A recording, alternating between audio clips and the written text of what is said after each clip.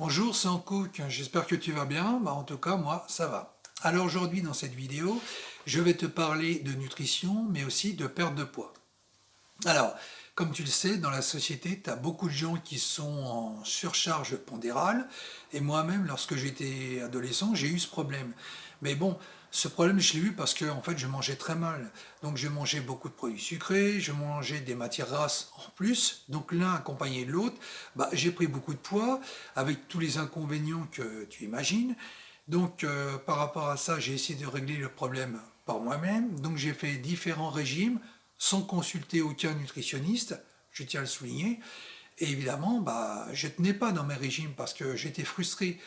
Et un jour, j'ai eu l'étincelle pour suivre mon propre régime de A à Z.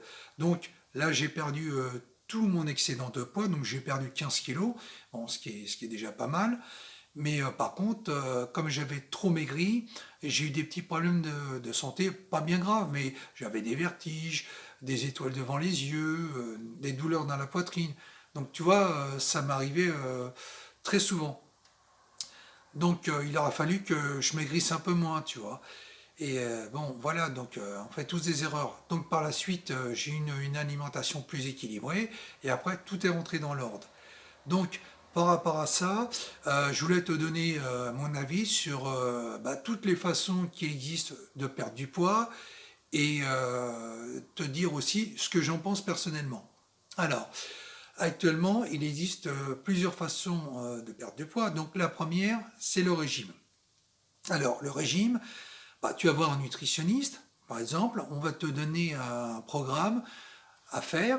Mais le problème des régimes, comme tu le sais, c'est que les gens ne tiennent pas dans la durée. Pourquoi ils ne tiennent pas? Parce qu'ils sont frustrés. Et en général, ils craquent et ils reprennent tout le poids qu'ils ont perdu, voire beaucoup plus. Bon, ça, c'est un secret pour personne. Et le problème de ces régimes, c'est que déjà, suivant sur qui tu tombes, le régime, il peut être des fois trop drastique. Et dans tous les cas, dans ce régime, tu n'as pas de cheat day. Je ne sais pas si je prononce bien. C'est-à-dire une journée de repas libre où tu vas manger ce que tu veux. Et tu vois, comme tu n'as pas cette journée de repas libre, ton régime, tu le fais 7 jours sur 7, puis au bout d'un moment, tu craques, tu es frustré, tu es fatigué, tu as des répercussions sur l'humeur, et du coup, tu lâches tout. Donc, tu reprends ce que tu as perdu, et plus. Donc, c'est pas vraiment un avantage. Tu vois, ça, c'est la faiblesse des régimes proposés. Et c'est une erreur parce que si tu veux, le fait, quand tu fais un régime, ton corps perd du poids, mais au bout d'un temps, tu vas avoir une stagnation. Bon, ça c'est valable chez tout le monde. Pourquoi tu vas avoir une stagnation? C'est-à-dire parce que ton corps s'est habitué, donc tu vas plus du tout maigrir. Donc ça va être un stop général. Donc le fait de faire une journée de repas libre, ça va tromper ton corps, c'est-à-dire ton corps il va être en déficit calorique, tout d'un coup tu vas lui rajouter une augmentation calorique, donc le corps il va être pris au dépourvu. Et quand tu vas reprendre ton régime, à ce moment-là, tu vas recontinuer à maigrir, tu vois. Donc ça c'est bien, ça évite d'avoir justement une stagnation qui te freine dans ton élan. Donc tu vois, mais bon, ça, aucun nutritionniste ne te le propose. Parce qu'il faut bien avoir conscience que les sociétés de nutrition, les nutritionnistes, enfin, peut-être pas les nutritionnistes, mais dans le marché de l'amaigrissement, leur but, c'est pas forcément de te faire maigrir. Et même pas du tout. Leur but, c'est de vendre des produits, c'est de vendre des prestations, tu vois. Donc c'est pour ça que ça fonctionne pas. D'ailleurs, on le voit, si ça fonctionnait actuellement, tout le monde serait mince. Et tu vois, c'est loin d'être le cas. Donc c'est pas toujours la panacée, quoi. Alors, ensuite, la deuxième façon de maigrir, enfin, ça je parle pour les gens qui sont vraiment en surcharge pondérale très très important. Donc, plus précisément, les gens qui sont en obésité, et très forte obésité.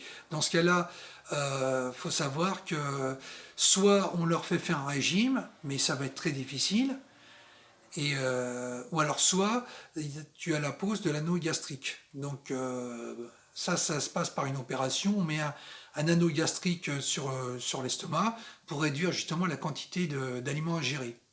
Ou alors tu as encore une autre technique, c'est comment dire, la réduction de l'estomac, où on enlève une partie de l'estomac. Alors dans les deux cas, c'est une opération avec une anesthésie générale, donc c'est quand même, il y a quand même un risque, tu vois, donc faut vraiment éviter, hein. Alors, sauf vraiment si on n'a pas le choix, mais bon, faut le savoir. Et la troisième méthode, que je trouve la meilleure, enfin à mon sens, c'est le rééquilibrage alimentaire. C'est-à-dire quand tu es dans un rééquilibrage alimentaire, tu ne fais pas de régime, mais tu rééquilibres par exemple ton alimentation. Alors soit par exemple, je ne sais pas, je te donne un exemple, tu prends par exemple, tu fais de la lasagne, bah, au lieu de prendre deux, voire trois parts, tu prends qu'une part par exemple. Tu vois, déjà tu vas baisser le nombre de calories. Tu vois.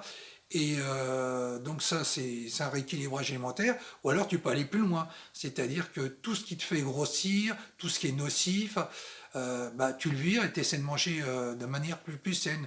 Bon, tu prends des féculents, des légumes, protéines, des bons lipides, tu vois. Donc tu rééquilibres tout, tu vois, et tu seras pas frustré.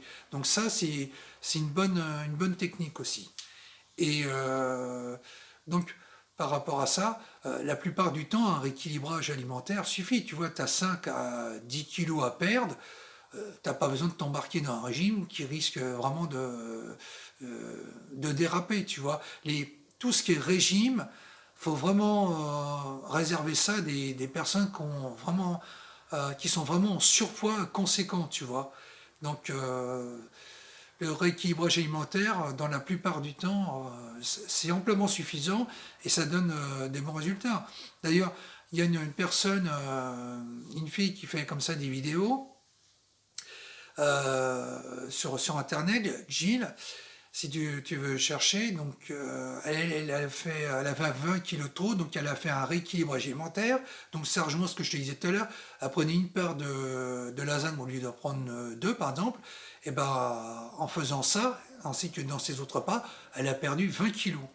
Et 20 kilos, c'est énorme. Donc elle n'a pas eu besoin de faire de régime, lequel peut-être ne lui aura pas permis d'atteindre justement cette baisse de poids qui est quand même conséquente, pardon. Donc tu vois, ça fonctionne très bien. Donc la plupart du temps, justement, en faisant un rééquilibrage alimentaire, ça règle beaucoup de soucis. Voilà. Bah, écoute, on arrive à la fin de la vidéo. J'espère que mon contenu t'aura intéressé. Si c'est le cas, bah, n'hésite pas à liker, à commenter, à t'exprimer, à t'abonner si ma vidéo t'a plu. Et moi, je te dis à la prochaine dans une autre vidéo. Bye bye.